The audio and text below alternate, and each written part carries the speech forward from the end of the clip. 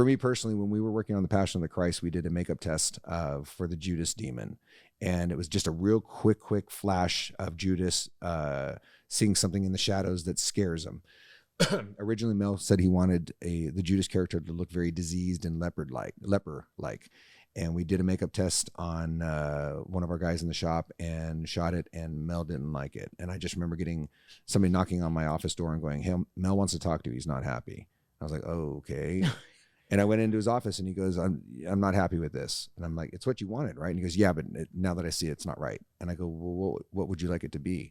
And there's all these designs on the wall behind him that we had done. And he pointed to this one thing that was in a shadow. You could barely see it. And he handed it to me and said, "Go make this." And I went, "Oh, okay." And he goes, "Before I leave, I want to see a sculpture." And I'm like, "Holy shit."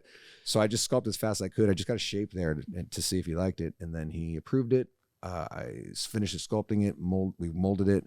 And a couple of days later, I'm playing the character for Mel. But it was a fast turnaround. I mean, a couple of days. I didn't get like weeks to do this. Right. And it was, the makeup that we had done before was actually good. It just, he wanted a very different direction once he saw it. But that's the shift of design. A lot of times they think they want something, and then you'll present it to them. They'll go, something else maybe. It's very difficult getting inside a director's head sometimes.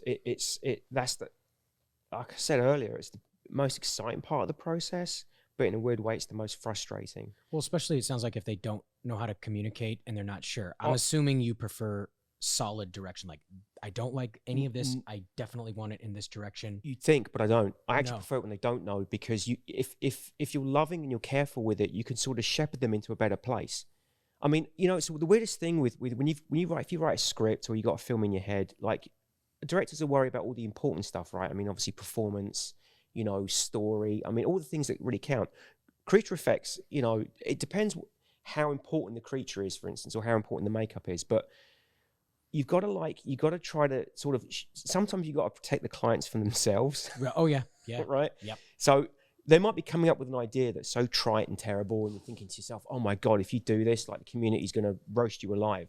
Right. So it's better, you've got to sometimes know how to move them out of that idea and into a better one, right? Without hurting their ego or bruising relationships. Yeah.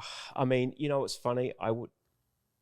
I've learned more now, but I think 50% of this job is psychology, right? Because I mean, you can show all the pretty drawings, all the pretty sculptures, all the nice ZBrush designs. It can all look great, but if it doesn't work in the context of the story, it's a waste of time.